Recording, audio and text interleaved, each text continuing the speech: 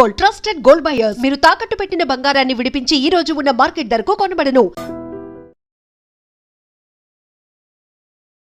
యష్మి మిమ్మల్ని ఫస్ట్ వీక్లో ప్రేరణ నాకు నచ్చదు అని చెప్పింది. మీ ఫీలింగ్ ఏంటి? యాక్చువల్ ఫ్రెండ్స్ కదా మీ ఇద్దరు? లేదు అంటే మేము కొలీగ్స్.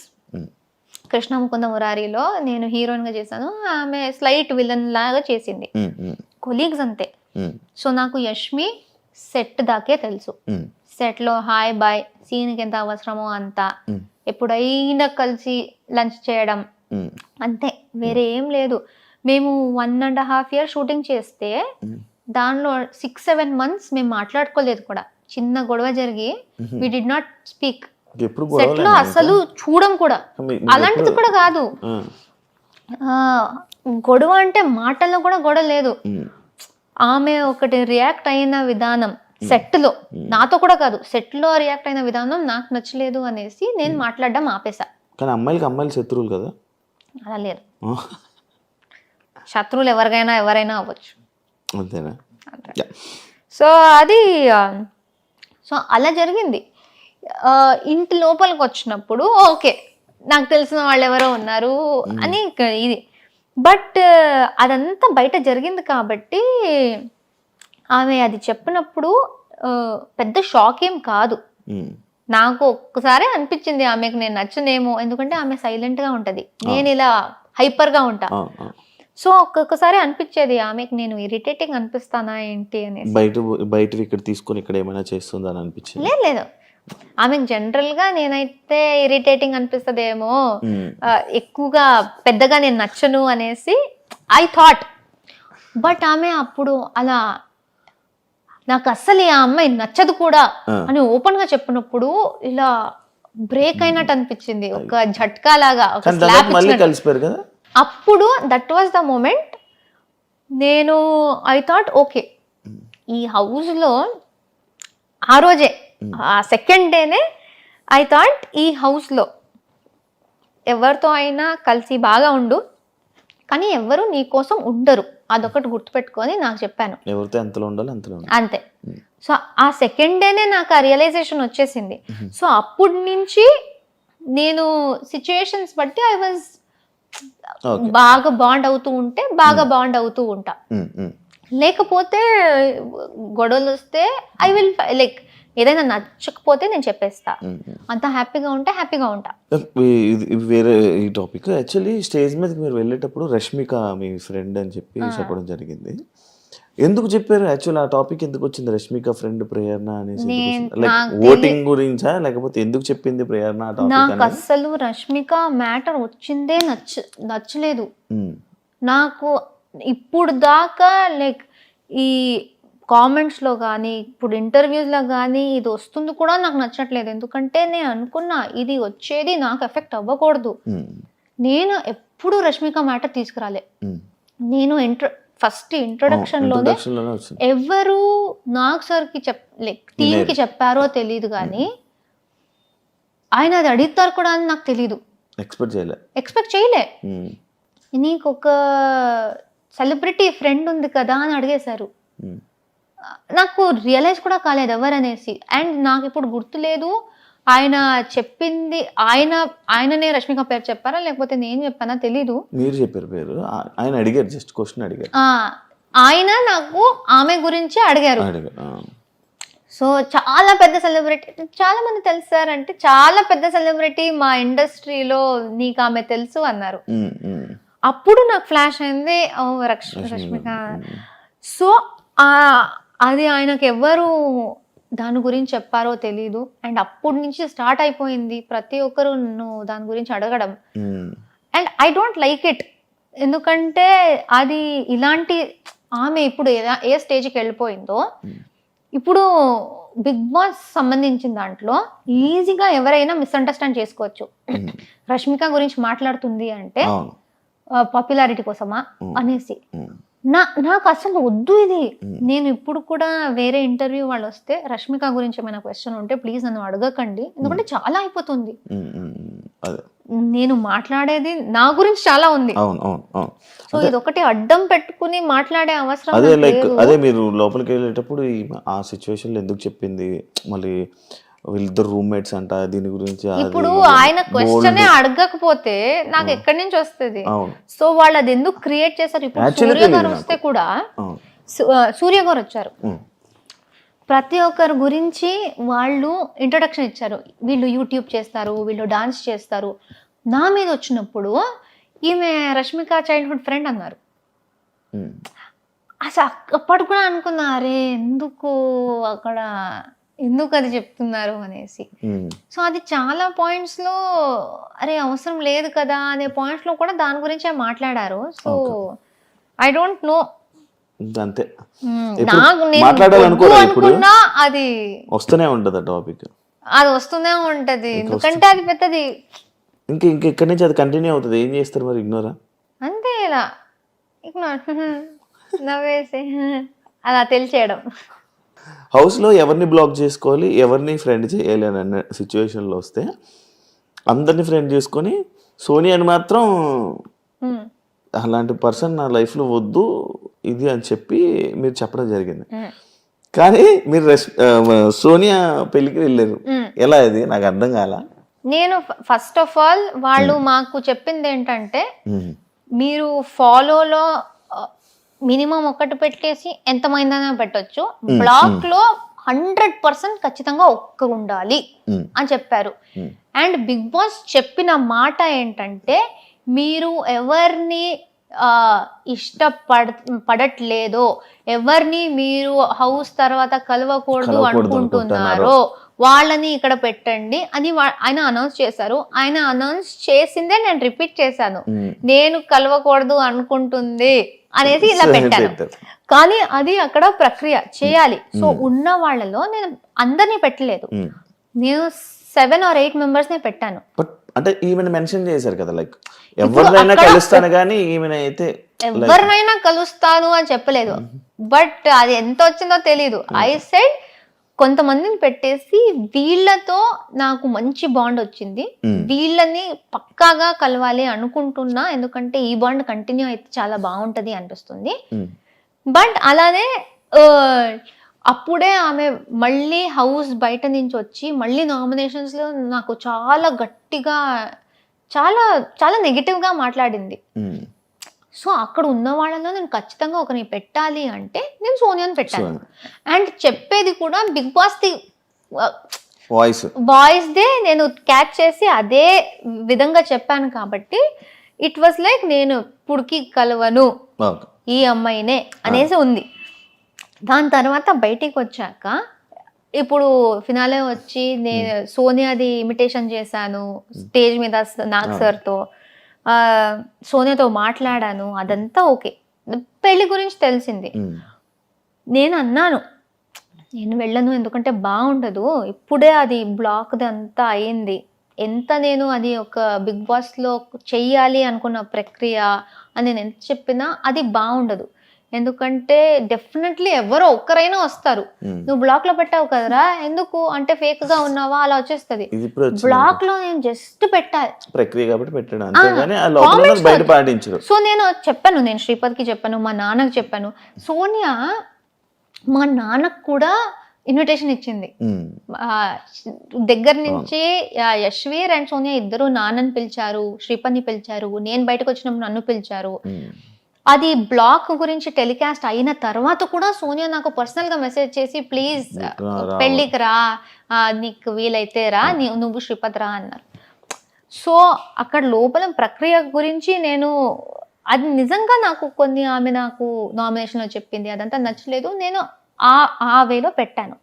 బట్ పాపం ఆమె ఆ బ్లాక్ చూసి కూడా పిలుస్తుంది. అండ్ మా నాన్న శ్రీపద్ కూడా ఏం కాదులే ఇట్స్ ఓకే, అది బిగ్ బాస్ అని లైక్ అర్థం చేసుకుంటారు, ఎందుకైంది వెళ్దాం రా, వెళ్ళి అందరినీ కలిసి చేసి వచ్చేద్దాం పర్లేదు అంటే వెళ్దాం. కే బ్యాచ్ మొత్తం గ్రూప్ గేమ్ ఆడారు అని చెప్పి ఒకటి బయట స్ప్రెడ్ అవుతుంది, బయట జనాలందరికీ అలా ఒకటి క్రియేట్ చేశారు. దానికి మీరు ఏం చెప్పాలనుకుంటున్నారు? నేను ఇంట్లో మాట్లాడేది ఏ భాష? తెలుగు. తమిళ్. ఎక్కడ? Mother tongue. Mother tongue Tamil. అవును, దీని గురించి యాక్చువల్ డిస్కషన్ కూడా వచ్చింది. సో నేను తమిళ్, నేను ఏ రకంగా కే బ్యాచ్ అవుతా? అది నా ఫస్ట్ క్వశ్చన్. ఎవరెవరు నన్ను కూడా కే బ్యాచ్ అని పెట్టారో, ఫస్ట్ ఆఫ్ ఆల్ అలాంటిది లేదు. ఎవరు స్టార్ట్ చేశారో వాళ్ళు దేనికి స్టార్ట్ చేశారు, ఎవరిని సపోర్ట్ చేయడానికి స్టార్ట్ చేశారు అని ఎవరికి తెలుసో వాళ్ళకి తెలుసు. కానీ ఆ కే బ్యాచ్ పక్కన పెడితే నేను ఎందుకు దానిలో వస్తున్నా?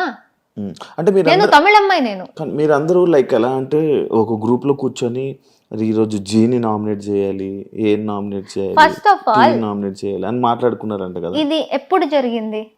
ఏది? మేమందరూ క్లాన్స్ లో ఉన్నప్పుడు, క్లాన్స్ లో మనల్ని కాపాడుకోవాలరా గ్రూప్ క్లాన్స్, అదే క్లాన్ అంటే మేము ఈ గేమే క్లాన్ లో ఆడాలి. మా క్లాన్ లో నంబర్ తక్కువ అయిపోతే నెక్స్ట్ వీక్ గ్రూప్ గేమ్ లో పవర్ ఉండదు. ఎందుకంటే గ్రూప్ మొత్తం ఎదుటి మా దాంట్లో నుంచి 8 ఉన్నాం వైల్డ్ కార్డ్స్ వచ్చినప్పుడు. సీత మణికంఠ ఇద్దరు వెళ్ళిపోయారు. మా దాంట్లో 6 ఉన్నారు, వాళ్ళ దాంట్లో 8 ఉన్నారు. మళ్ళీ ఒకరు మన వాళ్ళే మా మీదే వేసుకుంటే మేము వెళ్ళిపోయే ఛాన్స్ ఉంది. వాళ్ళు 8 ఉంటారు, మేము 5 ఉంటాం. గ్రూప్ గేమ్ ఆడాలంటే వాళ్ళకి పవర్ ఉంది, మాకేం లేదు. సో బిగ్ బాస్ చెప్పింది క్లాన్ గేమే, బిగ్ బాస్ 8 అనేది క్లాన్ గేమే. సో మేమేమనుకున్నాం, అక్కడ నబీల్ కూడా ఉన్నాడు. It is easy.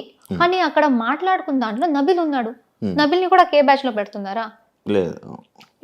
ఆ భాషది ఎందుకు వస్తుందో నాకైతే చాలా ఇరిటేట్ అవుతుంది. ఎందుకంటే అందరూ తెలుగు బిగ్ బాస్కి వచ్చాం, బట్ ఈ సీజన్ మొత్తం ఇదే నేమ్ నడిచింది మొత్తం లాస్ట్ వరకు. అలా చూస్తే మీరు ఇండస్ట్రీ వాళ్ళని బ్లేమ్ చేయండి. ఇప్పుడు అక్కడి నుంచి కర్ణాటక నుంచి ప్రొడ్యూసర్స్, డైరెక్టర్స్ వాళ్లే కదా కన్నడ వాళ్ళని తీసుకొచ్చి ఇక్కడ పని ఇప్పిస్తున్నారు, ఇక్కడ పని చేస్తున్నారు. ఇక్కడ పని చేసి తెలుగు ఆడియన్స్ కి నచ్చితేనే కదా వీళ్ళు పాపులర్ అయ్యారు. ఆ నచ్చితేనే కదా బిగ్ బాస్ వాళ్ళు కూడా అప్రోచ్ అయ్యి వీళ్ళు బాగున్నారు అని పెట్టారు. మీ షో కేబీకేజీ తర్వాత మీకు మీ టాస్క్ లో అక్కడ బాగా ఆడి మీ పర్ఫార్మెన్స్ నచ్చి మీకు మంచి ఆఫర్ వచ్చింది అంటున్నారు, రైటేనా? నిజమేనది? తెలీదు. కేబీకేజీలో మీ పెర్ఫార్మెన్స్ చాలా బాగుందండి, టాస్క్లు బాగా ఆడేవాళ్ళంట, మంచిగా ఫుల్ యాక్టివ్, చాలా బాగా ఆడుతున్నావు టాస్క్లు అని అన్నారు. టాస్క్స్ అంటే చాలా ఇష్టం కదా. అక్కడ కూడా బాగా ఆడే, ఫస్ట్ ప్రతిది వెళ్ళిన దాన్ని ప్రతి ఒక్కటి గెలిచేదాన్ని కదా. దానివల్ల ఈ ఆఫర్ వచ్చింది అని చెప్పి విన్నా. నాకు దేనికి పిలిచారో తెలియదు కానీ పిలిచారు అంతే అంతే. సో ఇలా ఇప్పుడు అది మాట్లాడుకుంది మేమేదో షడ్యంత్ర చేసి కుట్రలాగా వాడినే చెయ్యి, ఈ రీజన్కే చెయ్యి, ఎవ్వరూ మాట్లాడుకోలేదు. మాలో చేసుకోకండ్రా, మాలో చేసుకోకండి. ఎందుకంటే ఎదుటి వాళ్ళు మా మీదే చేస్తారు. రాయల్ క్లాన్స్ వాళ్ళు ఓజీస్నే చేస్తారు, వాళ్ళలో చేసుకోరు. మేమెందుకు మాలోనే వేసుకుని పిచ్చి పిచ్చిగా ఆడుతున్నాం? వాళ్ళు వాళ్ళ క్లాన్ గురించి ఆలోచిస్తున్నారు, మేము కూడా వాళ్ళ క్లాన్ గురించి ఆలోచించాలి. నామినేషన్స్ అంటే అది కాదు కదా, ఎవరిలో తప్పు ఉంటే వాళ్ళని క్వశ్చన్ చేయడం. వాళ్ళలో కూడా చాలా తప్పులు ఉన్నాయి. కానీ ఈ సీజన్ లో కొత్తగా క్లాన్స్ వచ్చాయి, లేకపోతే క్లాన్ అనే కాన్సెప్ట్ లేదు. సో ఓజీస్ ఎవరు ఉన్నారో వాళ్ళు స్టార్టింగ్ నుంచి క్లాన్ గేమ్ ఆడుతున్నారు కాబట్టి మాకు అది తెలుసు. మాకు టూ వీక్స్ ఏదో మా క్లాన్ వాళ్ళని మేము నామినేట్ చెయ్యకూడదు అని బిగ్ బాస్ చెప్పారు. అదేంటి బిగ్ బాస్ తప్ప అది? సో క్లాన్స్ ది ఒక ఇది ఉంటది, మీ క్లాన్ ని మీరే ఎందుకు వీక్ మీ టీం క్రికెట్ ఆడుతున్నారు, ఒకడు ఆడట్లేదు, ఆర్ లేకపోతే మీకు పర్సనల్ ప్రాబ్లం ఉంది, బెస్ట్ ప్లేయర్ ని తీసేస్తారా మీరు? పెట్టుకుంటా. టీమ్ గేమ్ అనేది టీమ్ గేమ్. సో మా సీజన్ లో కొత్తగా జరిగింది టీమ్ గేమ్ అనే కాన్సెప్ట్. అది బయట కొత్తది కాబట్టి అందరికి అర్థం కాలేదు. మా టీం ని మేము ప్రొటెక్ట్ చేసుకోవాలి, ఎంత గొడవ అయినా మాలో మేము మాట్లాడుకుని సార్ట్ చేసుకోవాలి. కానీ మా టీం ని వీక్ చేయాలి, ఒకరిని తీసేయాలి అనుకుంటే మాకే ప్రాబ్లం, అది సర్వైవల్ ప్రాబ్లం. మళ్ళీ నెక్స్ట్ నామినేషన్ మా మీద పడుతుంది. సో అది అలా మాట్లాడుకున్నప్పుడు నబీల్ కూడా ఉన్నాడు. సో వాడిని ఎందుకు పెట్టలేదు? సో ఈజీగా ఈ గ్రూప్ అని చెప్పడం చాలా easy, but it is very wrong. మేము తెలుగు షోలు చేస్తున్నాం, తెలుగు బిగ్ బాస్కి వచ్చాం, అందరితో తెలుగులో మాట్లాడుతున్నాం, షో మొత్తం తెలుగులో చేస్తాం. కన్నడ ఎక్కడి నుంచి వస్తుంది? నువ్వు పుట్టింది నీ తప్ప ఇంట్లో మాట్లాడడం. నన్ను కూడా కేలో వేశారు, బట్ నేను ఇంకో నేను తమిళ్. సో ఏం చెప్తారు దాని గురించి? అదే. మీరు తప్పుగా వేరే ఏదేదో బ్యాచ్ క్రియేట్ చేసుకుంటూ సంబంధం లేని బ్యాచ్లు, భాషకు సంబంధం లేదు. ఓకే. ఎందుకంటే ఆ షోలో తెలుగు మాట్లాడుతుందాం, అందరూ తెలుగు, అందుకే విన్నర్ అయ్యారంటారా? జనాలు కదా ఓట్ చేసింది. మీకు అంత ఉంటే భాషది ఓట్ చేయకండి. నబీల్ని గౌతమ్ని టాపిక్ తీసుకెళ్ళండి. మీకు తెలుగుయే ఇంపార్టెంట్ అంటే అక్కడ క్యారెక్టర్ చూస్తారు, టాస్క్లు చూస్తారు, మీరు ఎలా ఉన్నారు చూస్తారు. అదే కదా లాస్ట్ లో మ్యాటర్ అయ్యేది. అది చూసి ఒక విన్నర్ వచ్చారు. ఇప్పుడు ఎవరెవరు ఈ భాష గురించి చెప్పారో వాళ్ళకి పెద్ద ఆన్సరే దొరికింది. ఎందుకంటే తెలుగు ప్రేక్షకులే చూసి నిఖిల్కి ఓట్ చేశారు. ఇప్పుడు వాళ్ళు ఏం చెప్తారు? తెలుగు వాళ్ళకే చెప్తారా మీరు? లేదు, యాక్చువల్లీ ఇంకొకటి ఉంది మీది. మీ గురించి చెప్తే ఏదైనా కొన్ని సిచ్యువేషన్స్ హౌస్లో జరిగినప్పుడు ఆ సిచ్యువేషన్స్లో మీ తప్పుని మీరు ఒప్పుకోరు, బట్ వీకెండ్లో వీడియోస్ ప్లే అయినప్పుడు సారీలు చెప్తారు. ఎందుకు అని అడిగి. ఇప్పుడు ఫర్ ఎగ్జాంపుల్ నాకు అది మెయిన్గా గివ్ మీ మల్టిపుల్ ఎగ్జాంపుల్స్. నేను ఒక ఎగ్జాంపుల్ నాకు తెలుసు. మేము టికెట్ టు ఫినాలే టాస్క్లో డిస్క్ గేమ్ జరిగింది. నాకు సార్ నన్ను అడిగారు, నువ్వు ప్రతిదీ కరెక్ట్గా ఆడావు అనిపిస్తుందా అన్నారు. నేను ఎంత ఆలోచించానో నేను కరెక్ట్గానే ఆడాను అనిపించింది. కరెక్ట్గానే ఆడాను సార్ అన్నారు. వీడియో చూపించారు, నేను క్యాచ్ పట్టుకున్నది డిస్క్ని. అప్పుడు కూడా అడిగాను, సార్ అది సైడ్లో పట్టుకున్నా కదా సార్, బాస్కెట్ పక్కలో కూడా లేదు ఎందుకు అంటే, అప్పుడు బిగ్ బాస్ది ఒక రూల్ ఆయన చెప్పారు, డిస్క్ కింద పడితే తీసుకోవాలి అనేది. అది నాకు ఫ్లాష్ కూడా కాలేదు. ఆ రోజు సంచాలకులు కూడా చూశారు, కంటెస్టెంట్ కూడా చూశారు. నేను డిస్క్ పట్టుకున్నది గురించి వాళ్ళు గట్టిగా చెప్పి నవ్వుకున్నారు కూడా. ఎవరికి అది కింద పడితేనే పట్టుకోవాలి అనేది గుర్తులేదు. సార్ చెప్తే గానీ నాకు గుర్తు రాలేదు. ఓకే సార్ కరెక్ట్, అది పట్టుకోకూడదు, కింద నుంచి తీసుకోవాలి, ఐఎమ్ సారీ, అది నాకు గుర్తు రాలేదు. అండ్ అది వేరే ఎక్కడ నేను ఒప్పుకోకుండా నేను అక్కడ వచ్చి చేయడం ఏది, ఇది నాకు తెలుసు అంతే. వేరే ఇక్కడ బట్ అంటే వేరేదేమో నాకు అంత ఐడియా లేదు. నాకు నార్మల్ గా ప్రేయర్ నా అంటే ఇలాంటి సిచ్యువేషన్స్ రావడం వల్లనే ఏమో ఇవి ప్రేయర్ నా అంటే లైక్ ఇలా లైక్ ఇప్పుడు గౌతమ్ సిచ్యువేషన్ ఉంది. గౌతమ్ సిచ్యువేషన్ ఉంది, వాడికి ఎక్కడ సారీ చెప్పాను నేను? సారీ చెప్పలేదు, జస్ట్ చెప్తున్నా. ఇలాంటి సిచ్యువేషన్స్ ఏమైనా జరుగుతున్నప్పుడు అక్కడ మనం ఫైట్ చేస్తాం. బట్ కొన్ని సిచ్యువేషన్స్ లో ఇలా వీకెండ్స్ లో వచ్చినప్పుడు నాగార్జున సార్ దగ్గర మనం సారీలు చెప్తూ ఉంటాం నార్మల్ గా. బట్ గౌతమ్ విషయంలో జరగలేదు. నయని పావనిలో ఆ పుడింగ్ విషయం వచ్చింది. నాకు అది తప్పు అనిపించలేదు, కానీ నాకు సార్ అంత పెద్ద ఆయన వచ్చేసి ఆయన అది తప్పమ్మా అంటూ ఉంటే అక్కడి నుంచి ఆయనతో కూడా ఆర్గ్యూ చేసుకుని నించునే అంత ఇది లేదు.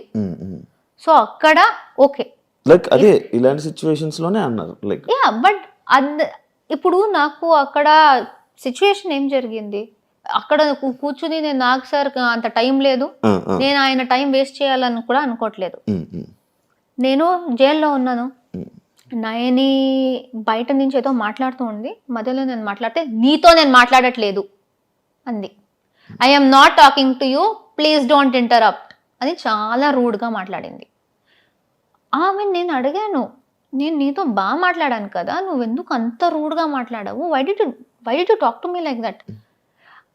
నువ్వు హరితేజ అక్కతో నువ్వు ఫైట్ చేస్తున్నావు కదా, నాకు నచ్చట్లేదు, అందుకే నాకు ఎవరు ఇష్టమో వాళ్ళతో నువ్వు బాలేవనేసి నాకు నువ్వు కూడా నచ్చవు అలా చెప్పింది. అది ఆమె చెప్పింది. దాని తర్వాత జైల్లో అది వదిలేసాను ఏంటి ఎలా మాట్లాడింది అనేసి. దాని తర్వాత షీ సెడ్ ఏదో గౌతమ్తో తేజతో మాట్లాడుతూ షీ సెడ్, ఈ అమ్మాయిని నేనే నామినేట్ చేశా కిల్లర్ గర్ల్స్ టాస్క్ లో, నా వల్లే జరిగింది, నేనే చేశాను అని అట్లీస్ట్ 4-5 times చెప్పింది. నేను చెప్పాను, నువ్వు ఒక్కదానివి చేయలేదు, అక్కడ పృథ్వీ ఇంటర్ఫియర్ కాకపోతే నువ్వు ఒక్కదానివే చేయకపోయి ఉండొచ్చు, ఎందుకంటే దానికి ముందు 3 rounds నేనే పట్టుకున్నా ఆమె వచ్చిన. సో నువ్వే చేసావు అనకు, నువ్వు చేయాలనుకున్నావు, నీకు ఒక తోడు వచ్చారు, నువ్వు చేసావు ఫైన్, కానీ నేనే చేసా ఈ అమ్మాయి, అది కూడా ప్రేరణ కూడా కాదు, ఈ అమ్మాయిని నేనే చేసా అని 3-4 సార్లు అనింది. అప్పుడు నేను, నువ్వు ఏంటి పెద్ద పుడింగా నన్ను నామినేట్ చేయడానికి అన్నాను. అందరికీ ఆమె ఎలా చెప్పింది సార్, ఆమె చాలా ఒక విచిత్రమైన ఫేస్ పెట్టుకొని, అంటే అసలు మనిషిలాగా కూడా చూడట్లేదు, నువ్వు పుడింగా నువ్వు ఈ ఫేస్ చేసి అందరికి చెప్పింది. అండ్ నాకు సరికి కూడా అలా చెప్పింది. వీడియో వచ్చింది, నేను ఎలా అన్నా, నువ్వేంటి పెద్ద పుడింగా ఇలా అన్నా. సర్కాజం ఉంది, నాకు నిజంగా తప్పు అనిపించలేదు. ఇంత స్టోరీ నేను కూర్చుని నాకు సరికి చెప్తూ ఉంటే ఆయన కూడా అనుకుంటారు నాకు ఎందుకురా ఇదంతా అనేసి. ఆయన అక్కడ చెప్తున్నారు, ఆయన అంత ఆల్మోస్ట్ ఒక ½ an hour లాగ్ అయింది అది. ఇంకా నేను ఇది డిఫెండ్ చేసుకోవచ్చు, ఇంకెందుకు ఓకే వదిలేస్తే. ఆమెకి ఏదో ఫీల్ అయిందంట, ఆమె కూడా డ్రామా చేయాలి అనుకుంది, నాకు ఫీల్ అయింది అంటుంది. ఓకే సారీ చెప్తే నాదేం పోతుంది, సారీ మా నీకు ఫీల్ అయింది ఐఎమ్ సారీ అని చెప్పేశాను. సో డస్ నాట్ మీన్ అక్కడ ఒప్పుకోదు, ఇక్కడ చూపిస్తే ఒప్పుకుంటది, అది కాదు. బట్ ఇలా అది పోర్ట్రేస్ గురించి నా కంట్రోల్లో లేదు. ఏదేది జరుగుతుందో నేను దేనికి రియాక్ట్ అయ్యానో నాకు క్లారిటీ ఉంది. మీరు అడిగితే ప్రతి విషయానికి నేను నా పాయింట్ ఆఫ్ వ్యూ చెప్తాను. మీరు దాంతో అగ్రీ చేస్తారో లేదో అది మీ మీద మళ్ళీ. బట్ అది ఎడిటింగ్ లో ఎలా చేశారో వాళ్ళు, ఎంత పెట్టారో నాకు తెలీదు. ఇప్పుడు నయని నాకు ఇన్ని మాటలు చెప్పింది కదా, అదేమైనా వచ్చిందా? లేకపోతే నేను జస్ట్ పుడింగ్ అనే మాట ఒకటే వచ్చిందా? ఎందుకంటే ఇదంతా జరిగితే అప్పుడు ఆమె ఏం చెప్పింది, నన్ను డిస్రెస్పెక్ట్ చేసింది అంది. దానికన్నా ముందు ఆమె చేసింది మొత్తం నా మీద డిస్రెస్పెక్ట్. దానికి ఎక్కడ, దాని గురించి ఎవరు మాట్లాడట్లేదు, కానీ నేను చేసిన వెంటనే పెద్ద తప్పు అది. అలాంటిదే నాకు చాలా జరిగాయి. సో ఫస్ట్ నుంచి సిచ్యువేషన్స్ అవే చెప్తున్నారు. ఇమ్మెచ్యూర్ నబీల్ నుంచి నా డైరీ దాకా మీ క్లోజ్ ఎలా? ఇమ్మెచ్యూర్ అని ఇమ్మెచ్యూర్ నేను ఎక్కడ పర్సనల్ గా మాట్లాడుతున్నప్పుడు జరిగింది. ఇమ్మెచ్యూర్ కన్నా ముందు కూడా మేము క్లోజ్ ఉన్నాం. పేరు నవ్వు అనుకుంటూ వివర్ క్లోజ్, మేము క్లోజ్ అయ్యాము. ఆయనకి కొన్ని విషయాల్లో నేను నచ్చలేదు, ఆయన నాతో మాట్లాడడం ఆపేశారు.